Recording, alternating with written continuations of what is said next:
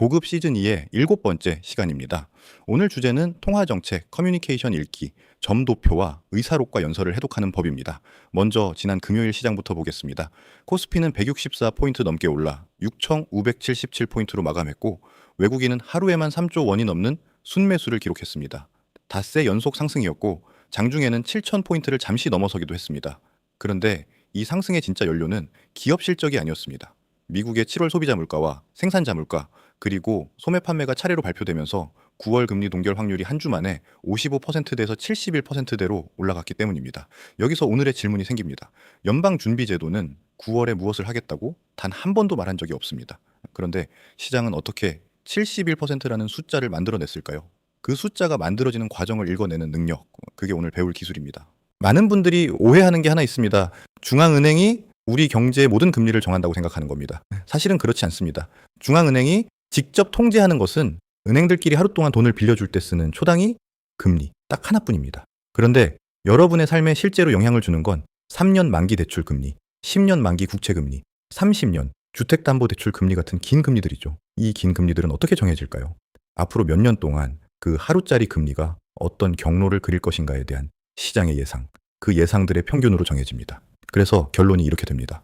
중앙은행이 진짜로 움직이는 것은 오늘의 금리가 아니라 앞으로의 금리에 대한 사람들의 기대입니다. 그리고 그 기대를 움직이는 유일한 수단이 바로 말입니다. 커뮤니케이션은 통화정책의 부속물이 아니라 통화정책 그 자체입니다. 이 원리를 밸류에이션 편에서 배운 언어로 다시 써보겠습니다. B3편에서 우리는 적정 배수가 할인율에 눌린다고 배웠습니다. 그 할인율의 뼈대가 바로 무위험 금리, 즉 국채 금리입니다. 그런데 국채 금리는 방금 말한 것처럼 앞으로의 정책 금리 경로에 대한 기대의 평균이죠. 그러니까 이렇게 연결됩니다. 중앙은행의 말이 바뀐다. 정책 경로에 대한 기대가 바뀐다. 10년 금리가 움직인다. 할인율이 움직인다. 주식의 배수가 움직인다. 회사가 아무것도 하지 않았는데 주가가 움직이는 통로가 바로 여기입니다. 특히 성장주는 현금 흐름의 무게중심이 먼 미래에 있기 때문에 이 통로에 가장 예민합니다.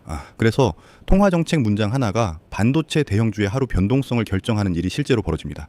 삼성전자와 SK하이닉스가 물가지표 하나에 크게 흔들리는 이유가 실적 뉴스만은 아니라는 뜻입니다. 이제 우리가 읽어야 할 문서와 발언의 종류를 정리하겠습니다. 5가지입니다. 첫째, 정책 성명서입니다. 회의 직후 나오는 가장 짧고 가장 공식적인 문서이고 위원회 전체가 합의한 유일한 문장입니다. 둘째, 점도표입니다. 위원 각자가 생각하는 앞으로의 금리 수준을 점으로 찍어 놓은 그림입니다. 셋째, 의사록입니다. 회의 3주 뒤에 공개되는 토론의 요약본이고 성명서가 감춘 의견 분포가 여기에 담깁니다. 넷째, 기자회견입니다. 준비된 발언과 즉석 질의응답이 섞여 있어서 가장 사고가 잘 나는 구간입니다. 다섯째, 개별 연설과 의회 증언입니다. 잭슨홀 심포지엄처럼 이론적 방향을 제시하는 자리도 여기에 포함됩니다. 이 5가지는 정보의 성격도, 시차도, 무게도 전부 다릅니다. 이걸 구분하지 않고 전부 헤드라인으로 소비하면 매번 소음에 흔들리게 됩니다. 성명서를 처음 읽으면 대부분 실망합니다. 너무 짧고 건조하거든요. 그래서 초보자는 성명서에서 정답을 찾으려 합니다. 하지만 올바른 방법은 이번 문장을 읽는 게 아니라 지난번 문장과 나란히 놓고 무엇이 달라졌는지를 찾는 겁니다. 경기를 견조하다고 했다가 완만하다고 바꾸면은 그건 문학적 취향이 아니라 정책 방향의 이동입니다. 여기서 특별히 주의할 2가지가 있습니다. 첫째, 추가된 문장보다 삭제된 문장이 더 중요할 때가 많습니다. 새 약속을 하는 것보다 하던 약속을 조용히 거두는 쪽이 훨씬 큰 변화이기 때문입니다. 상당 기간이라는 표현이 사라지면 유연성을 확보하겠다는 신호이고 대개 긴축 쪽 이동입니다. 둘째, 투표 결과입니다.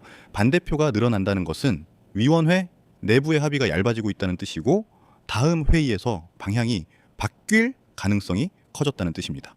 실제로 올해 7월 회의는 9대 3으로 동결이었습니다. 결과만 보면은 아무 일도 없었지만 3명이 인상을 주장했다는 사실 자체가 정보였습니다. 정리하면 성명서에서 정보를 담고 있는 것은 문장 그 자체가 아니라 문장의 변화량입니다. 점도표로 넘어가겠습니다. 점도표는 위원 개개인이 앞으로 몇 년간의 적정 금리 수준을 점으로 찍어 놓은 그림입니다. 언론은 항상 중앙값 하나만 보도합니다. 올해 말 금리 중앙값이 몇 %다 이런 식이죠. 그런데 중앙값은 점도표에서 가장 정보량이 적은 숫자입니다. 진짜로 봐야 할 것은 3가지입니다. 첫째, 점들의 흩어진 정도입니다. 좁게 모여 있으면 위원회가 확신을 가진 것이고 넓게 퍼져 있으면 내부 의견이 갈린 것입니다. 둘째, 지난 회의 대비 점들이 어느 방향으로 이동했는가 합니다.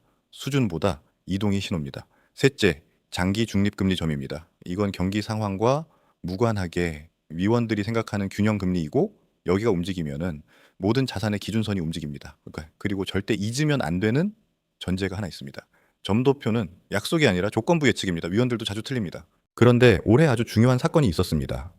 새 연준 의장 케빈 워시가 취임 후 첫 회의를 주재하면서 통화정책 소통 방식을 대대적으로 손봤습니다. 위원 개인별 점도표 제출을 생략했고 정책 성명서를 대폭 줄였습니다.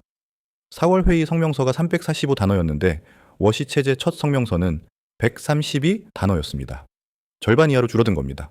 포워드 가이던스 자체를 재검토하겠다는 뜻도 내비쳤습니다. 이유는 분명합니다.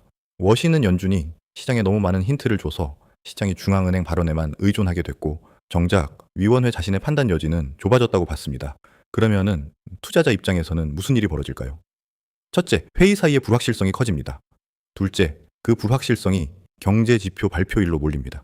지도가 사라지면은 사람들은 발밑의 땅을 더 자세히 보게 되니까요. 다음은 의사록입니다. 회의 3주 뒤에 나오기 때문에 이미 늦은 정보라고 생각하기 쉽습니다. 하지만 의사록의 가치는 속보성이 아니라 분포에 있습니다. 성명서는 위원회가 합의한 결론 하나만 보여주지만 의사록은 그 결론에 이르기까지 누가 어느 쪽에 몇 명이나 서 있었는지를 보여줍니다. 그래서 의사록을 읽을 때는 형용사와 수량어를 세는 습관이 중요합니다. 몇몇 위원, 여러 위원, 다수 위원, 대부분의 위원이라는 표현은 그냥 문체가 아니라 사실상의 숫자입니다. 몇몇에서 다수로 바뀌면 그건 위원회 무게중심이 이동했다는 뜻입니다.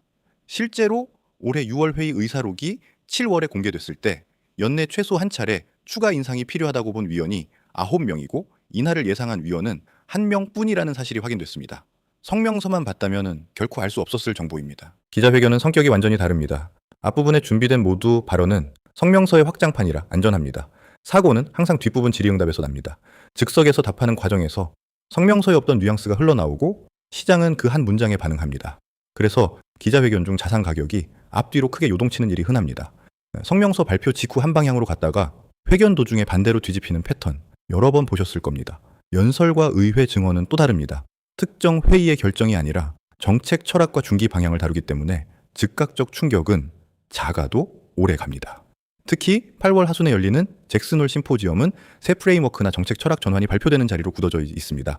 오늘 기준으로 다음 주가 바로 그 구간이라는 점 기억해 두시기 바랍니다. 여기서 초보자가 가장 많이 손해를 보는 지점을 짚겠습니다. 매파 발언이 나왔다는 헤드라인만 보고 반응하는 겁니다.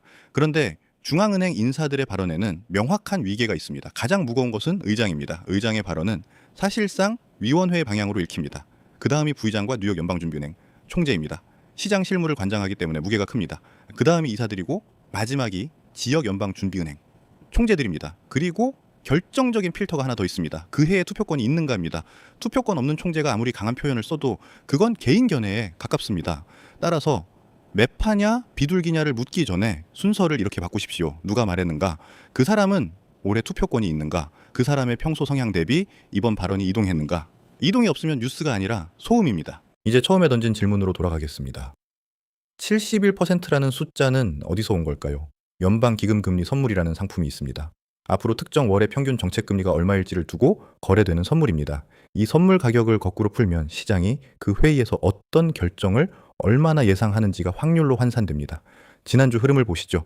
일주일 전에는 9월 동결 확률이 55.6%였습니다. 소비자 물가와 생산자 물가가 예상에 부합하거나 밑돌면서 목요일에는 66.1%가 됐고 금요일 소매 판매가 마이너스 0.6%로 예상을 크게 밑돌자 71.2%까지 올라갔습니다. 중요한 건 이 숫자가 예언이 아니라는 점입니다. 이건 현재 가격에 이미 반영된 기대치입니다. 그러니까 확률표는 미래를 알려주는 표가 아니라 지금 무엇이 이미 값에 들어가 있는지를 알려주는 표입니다. B4편에서 우리는 주가가 실적 자체가 아니라 실적과 기대의 차이에 반응한다고 배웠습니다. 통화 정책도 정확히 같은 구조입니다. 시장이 반응하는 것은 이번 회의의 결정이 아니라 그 결정과 부속 문서가 앞으로의 경로에 대한 기대를 얼마나 움직였는가입니다. 그래서 이런 일이 생깁니다. 금리를 예상대로 동결했는데 주가가 급락합니다. 왜냐하면 성명서에서 완화적 문구가 빠졌거나 반대표 구성이 바뀌었거나 회견에서 의장이 향후 인상 가능성을 열어뒀기 때문입니다. 반대로 예상 밖 인상을 했는데 주가가 오르기도 합니다. 이번에 올렸으니 당분간은 끝이라는 메시지가 함께 나왔다면 경로 기대는 오히려 낮아진 것이니까요. 정리하면 이렇습니다. 오늘의 결정은 헤드라인이고 경로의 이동이 본문입니다. 헤드라인만 읽고 매매하는 사람은 거의 매번 본문에 당합니다. 매파와 비둘기파라는 말을 우리는 너무 쉽게 씁니다. 그런데 이 단어는 절대적인 성질이 아니라 시장 기대 대비 상대적인 위치입니다. 예를 들어 봅시다. 시장이 2번 인상을 예상하고 있었는데 중앙은행이 한 번만 하겠다고 시사하면 인상을 했는데도 그건 비둘기적입니다. 근데 반대로 시장이 인하를 기대하고 있었는데 그냥 동결하고 경기 평가를 상향하면 아무것도 하지 않았는데도 그건 매파적입니다. 실제로 올해 8월 회의는 동결이었지만 경기 평가를 상향하면서 9월 인상 확률이 87%대까지 치솟았습니다. 결정은 무행동이었는데 커뮤니케이션은 강한 긴축이었던 겁니다. 여기서 파생되는 개념이 실질 긴축입니다. 중앙은행이 가만히 있어도 물가 기대가 내려가면 실질 금리는 올라갑니다. 아무것도 안 하는 것이 조이는 것이 되는 상황. 이게 통화정책 커뮤니케이션의 가장 미묘한 지점입니다. 이제 한국으로 오겠습니다. 한국은행도 읽는 문법이 있습니다. 첫째, 통화정책 방향 의결문입니다. 연준 성명서와 마찬가지로 지난번과 비교해서 문구 변화를 봅니다. 둘째, 소수 의견입니다. 만장일치인지 소수 의견이 몇 명인지가 다음 결정에 예고편 역할을 합니다. 셋째, 총재 기자 간담회에서 나오는 향후 3개월 포워드 가이던스입니다. 한국은행은 금통위원 중 몇 명이 3개월 나에 어느 방향을 열어둬야 한다고 보는지를 공개하는데 이건 사실상 축약된 점도표입니다. 연준이 점도표를 접은 지금 오히려 한국은행 쪽 신호가 상대적으로 더 선명해진 면도 있습니다. 현재 한국 기준금리는 2.75%입니다. 7월 16일에 3년 6개월 만에 처음으로 인상하면서 만장일치로 올렸고 추가 인상 가능성도 열어뒀습니다. 그리고 다음 금통위가 8월 27일입니다. 여기서 중요한 구도가 하나 생깁니다. 지금 미국과 한국은 서로 다른 국면에 있습니다. 미국 기준금리는 3점에서 3.75% 구간이고 최근 지표 부진으로 9월 동결 쪽으로 기대가 기울었습니다. 반면 한국은 이미 7월에 인상을 했고 8월 27일에 연속 인상 가능성까지 거론되고 있습니다. 즉 미국은 멈추는 쪽, 한국은 올리는 쪽입니다. 이 엇박자가 무엇을 만들까요? 한미 금리 격차가 줄어듭니다. 격차가 줄면 원화가 상대적으로 강해집니다. 실제로 원달러 환율은 7월 고점권에서 상당히 내려와 1,410원대에서 안정돼 있습니다. 그리고 원화가 강해지면은 외국인 입장에서 한국 주식은 환차익까지 얹어주는 자산이 됩니다. 지난 금요일 외국인의 3조 원 순매수를 이 맥락에서 다시 보시기 바랍니다. 통화정책 문장 하나가 환율을 거쳐 수급으로 도착하는 경로입니다. 지난주를 하나의 사례 연구로 해부해 보겠습니다. 출발점은 9월 동결 확률 55.6%, 사실상 반반이었습니다. 첫 번째 사건은 소비자 물가입니다. 전년 대비 3.4%, 근원은 2.5%로 6월보다 둔화되며 예상에 부합했습니다. 두 번째 사건은 생산 자물가입니다. 전월 대비 0.0% 보합으로 예상을 밑돌았습니다. 이 두 개로 확률은 66.1%가 됐습니다. 세 번째가 결정타였습니다. 7월 소매 판매가 전월 대비 마이너스 0.6%, 예상 플러스 0.1%를 크게 밑돌았고 근원도 마이너스 0.4%였습니다. 소비가 꺾이기 시작했다는 신호였고 확률은 71.2%가 됐습니다. 자, 여기서 핵심입니다. 지난주에 연준 인사가 9월에 동결하겠다고 말한 적이 있습니까? 없습니다. 성명서도 의사록도 없었습니다. 그런데 확률은 15%포인트 넘게 이동했습니다. 시장은 중앙은행의 말을 읽은 게 아니라 중앙은행의 반응 함수를 읽었기 때문입니다. 물가가 이 정도, 고용이 이 정도, 소비가 이 정도일 때 이 사람들은 어떤 선택을 하는가, 이 함수를 알면 그들이 침묵해도 지표만으로 결정을 미리 계산할 수 있습니다. 그래서 고급 투자자는 총재의 발언을 기다리지 않습니다. 스스로 확률을 계산해서 시장 가격에 반영된 확률과 비교합니다. 그 차이가 기회입니다. 이제 실전 리스크 관리로 넘어가겠습니다. A사편과 B사편에서 반복했던 원칙을 통화정책 버전으로 다시 말씀드립니다. 통화정책 이벤트는 손절로 관리하는 게 아니라 크기로 관리합니다. 이유는 미시구조에 있습니다. 결정과 회견은 특정 시각에 몰려있고 그 순간 호가창은 얇아집니다. 여러분이 걸어둔 손절 주문은 그 가격에 체결된다는 보장이 없습니다. 훨씬 아래에서 체결됩니다. 그러니 발표 전에 점검해야 할 것은 손절선의 위치가 아니라 포지션의 크기입니다. 구체적으로 세 가지를 권합니다. 첫째, 발표 직전 옵션 시장이 매긴 예상 변동폭을 최악의 경우로 놓고 포지션 크기를 역산하십시오. 둘째, 발표 직전은 스프레드가 벌어짐으로 신규 진입을 피하십시오. 셋째, 반응은 초기 30분이 아니라 종가로 확인하십시오. 초기 30분은 헤드라인을 읽는 기계들의 시간입니다. 오늘의 세 가지 함정을 정리하겠습니다. 첫 번째 함정은 헤드라인 매매입니다. 매파 발언이라는 제목만 보고 반응하는 것이죠. 앞서 배웠듯 발언에는 위계가 있고 시장 기대 대비 이동이 없으면은 그건 정보가 아닙니다. 두 번째 함정은 확률표를 예언으로 읽는 것입니다. 9월 동결 확률 71%는 앞으로 그렇게 될 확률이 아니라 지금 가격에 그만큼 들어가 있다는 뜻입니다. 확률이 이미 90%인 사건이 실제로 일어나도 가격은 거의 움직이지 않습니다. 이미 다 사놓았기 때문입니다. 세 번째 함정은 중앙은행을 인격체로 대하는 것입니다. 연준이 우리를 도와줄 것이다. 이번엔 봐줄 것이다. 같은 생각 말입니다. 중앙은행은 여러분의 포트폴리오를 목표로 삼지 않습니다. 물가와 고용을 목표로 삼습니다. 이 착각을 버리는 것만으로도 사이클의 후반부에서 크게 다치지 않습니다. 오늘의 축적 도구는 5줄 통화정책 로그입니다. 중요한 회의나 지표 발표마다 5줄만 적으십시오. 첫째, 발표 전 시장이 반영한 확률과 내가 생각한 확률. 둘째, 실제 결과와 문구 투표, 전망의 변화. 셋째, 발표 직후 30분의 반응과 종가의 반응, 그리고 둘이 달랐다면 그 이유. 넷째, 그날 내가 한 행동과 결과. 다섯째, 다음에 바꿀 규칙 하나. 이게 10장 쌓이면 여러분만의 반응 함수 사전이 됩니다. 이건 살 수도 없고 복제할 수도 없습니다. 이제 앞으로 열흘 일정을 보겠습니다. 오늘이 8월 17일 월요일입니다. 첫째, 이번 주 하순에 잭슨홀 심포지엄이 예정돼 있습니다. 개별 회의의 결정이 아니라 정책 철학과 프레임워크가 다뤄지는 자리이고 점도표를 접은 새 체제가 커뮤니케이션에 대해 어떤 원칙을 내놓을지가 관전 포인트입니다. 둘째, 8월 26일 엔비디아 실적입니다. 통화 정책과 직접 관계는 없지만 지금 시장의 지배적 내러티브인 인공지능 수요를 검증하는 자리라 8월 최대 분수령입니다. 셋째, 8월 27일 한국은행 금융통화위원회입니다. 7월 인상에 이은 연속 인상이냐 관망이냐를 결정합니다. 이벤트가 열흘 안에 몰려 있습니다. 다시 강조합니다.